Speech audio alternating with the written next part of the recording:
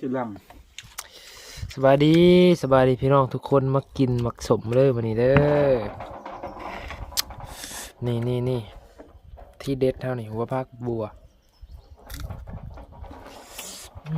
ใช่ปะมากินนะบัดเฮ้ยได้สิเห็นกูบัดชิมมันก่อนเนาะข้ามันแซ่บจังสิถ่ายต่อข้ามันบ่แซ่บก็จบคลิปเพียงเท่านี้นะ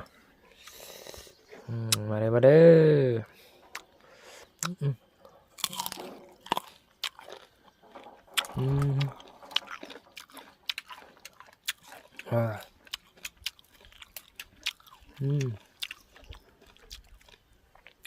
อย่าเข้มเลยจ้ะฮะ